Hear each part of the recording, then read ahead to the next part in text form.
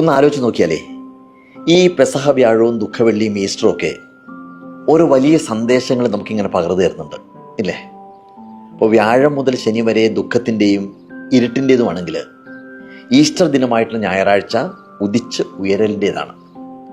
ഒപ്പം ഇരുന്ന് അത്താഴം കഴിക്കുന്നവർ പോലും ഇത്തിരി വെള്ളിക്കാശുകൾ കിട്ടിക്കഴിഞ്ഞാൽ ഒറ്റിക്കൊടുത്തേക്കാമെന്നും, അതുവരെ ഒപ്പം നടന്നിരുന്നവർ തന്നെ ഒരവസരം കിട്ടിക്കഴിഞ്ഞാൽ പലവട്ടം തള്ളിപ്പറഞ്ഞേക്കാമെന്നും, എത്രമാത്രം സത്യസന്ധമായിട്ട് ജീവിച്ചു കഴിഞ്ഞാലും ആൾക്കൂട്ടം കാര്യമൊന്നും അറിയാതെ അയാളെ ക്രൂശിക്കുക എന്ന് ആക്രോശിച്ചേക്കാമെന്നും അറിഞ്ഞിരിക്കാനുള്ള അവസരമാണ് ശനി വരെയുള്ള പാഠം.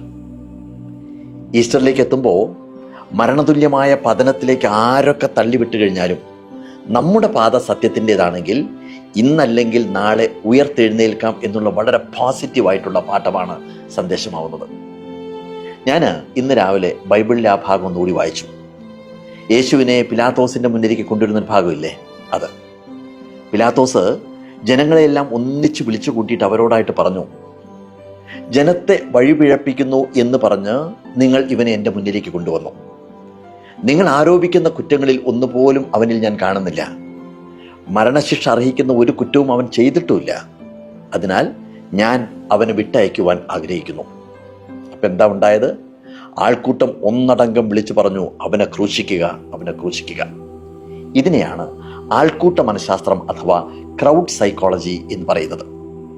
മനുഷ്യ മനസ്സ് എന്തുകൊണ്ടാണ് ഇങ്ങനെയാവുന്നത്? സോക്രട്ടീസിനെ വിഷം കുടിപ്പിക്കുന്നു, ഗാന്ധിജിയെ വെടിവെച്ച് കൊല്ലുന്നു, ജീസസിനെ കുരിശിൽ തറയ്ക്കുന്നു. MT വാസുദേവൻ നായർ പണ്ടേ പറഞ്ഞിട്ടുണ്ട്, സമൂഹത്തിന് ഒരു വേട്ടക്കാരൻ്റെ മനസ്സാണ്. ഇര വീഴുമ്പോഴേ അതിന് തൃപ്തിയാവും. വീഴ്ത്തുന്നത് വിനോദം മാത്രമല്ല, ഒരാഘോഷം കൂടിയാണ് എന്ന്. യേശുവിനെ കുരിശിൽ തറയ്ക്കുമ്പോഴും ആ ആഘോഷമാണ് ആൾക്കൂട്ടത്തിൻ്റെ ഭാഗത്തു നിന്നുണ്ടായത്. പക്ഷേ ജീസസ് ഉയർത്തെഴുന്നേൽക്കുന്നു. ബൈബിളിൽ ഏറ്റവും വലിപ്പമുള്ളതും ലളിതവുമായിട്ടുള്ള പാഠവും അത് തന്നെയാണ്.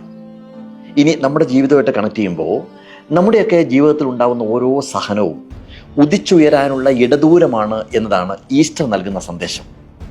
നിലത്ത് വീണ ഗോതമ്പ് മണികളുടെ ഉപമ അതിന് ഉദാഹരണമാണ്. അത് നിലത്തേക്ക് വീഴുന്നു, ജീർണിക്കുന്നു, നശിക്കുന്നു. എന്നിട്ടും പുതിയ നാമ്പുകൾ മുളയ്ക്കുകയാണ്, പിന്നെ വളരുകയാണ്. അങ്ങനെ 1000 ഗോതമ്പ് മണികൾ ഉയർത്തെഴുന്നേൽക്കുമ്പോൾ അത് ഒരു കൊയ്ത്തുത്സവമായിട്ട് മാറുന്നു. അതായത് സിമ്പിളായിട്ട് പറഞ്ഞു കഴിഞ്ഞാൽ, ഒരു സഹനവും അവസാനത്തേതല്ല, ഒരു വീഴ്ചയും വീണ്ടും എഴുന്നേൽക്കരുത് എന്ന് പറയുന്നില്ല. അതുകൊണ്ട് ആരൊക്കെ അടിച്ചമർത്തി കഴിഞ്ഞാലും, ആരൊക്കെ വേദനിപ്പിച്ചാലും, ആരൊക്കെ അസ്വാതന്ത്ര്യത്തിൻ്റെ കുരിശിൽ തറച്ചാലും ഉയർത്തെഴുന്നേൽക്കുക.